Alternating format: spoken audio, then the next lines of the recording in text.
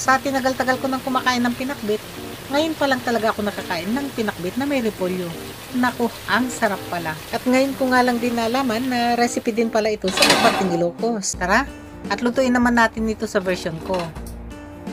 Unahing ilagay ang liempo ng baboy at tubig. Saglit itong haluin, takpan, at hayaan na itong kumulo. Pagka ganyang kumukulo na, patuloy pa itong lutuin hanggang sa magmantika ng liempo ng baboy. Ang gamit dito pala yung medyo malakas na setting ng apoy. Yan na oh, makikitang nagmamantika na to. Ngayon, pwede nang ilagay ang luya at bawang. Gisa-gisahin lang ng ganito hanggang sa maamoy na ang bango ng mga rekado. Ilagay na ang mga maliliit na sibuyas. Ganon din, nagisa-gisahin nito hanggang sa maamoy na ang bango ng mga sibuyas.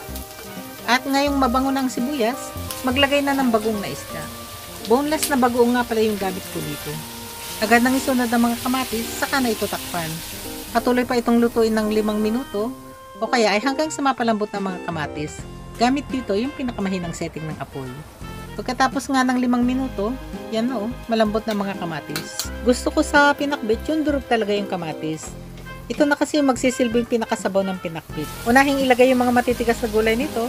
Yan o, yung kamote, sitaw, eggplant. Iniwaan ko na rin ito ng ganyan para balanse ang pagkakaluto. Pagkalagay ng ampalaya, isunod ng siling haba at okra. Ayusing mabuti ang pagkakalagay ng gulay para sa balanse ang pagkakaluto nito. Ngayon, pwede na itong takpan at lutuin sa malakas na apoy ng 3 minuto.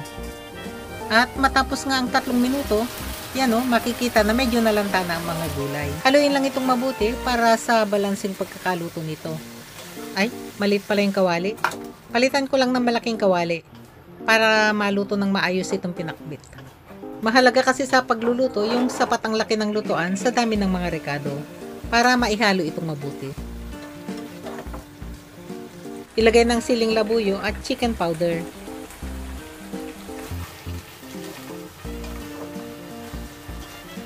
At pag nahalo na itong mabuti, ilagay na ang repolyo. Dahil nga sa pinakamabilis maluto ang gulay na repolyo, kaya pinakahuli na rin itong inilagay.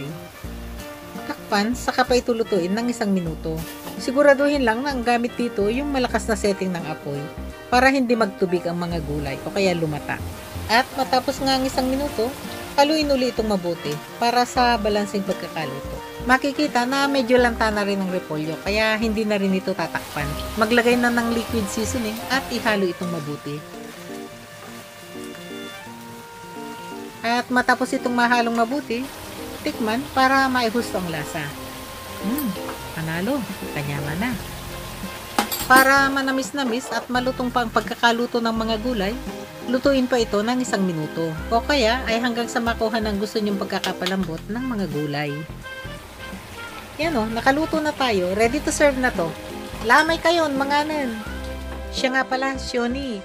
Salamat pala dito sa recipe nyo ng mister mo ha. Nagustuhan talaga namin. Ang sarap.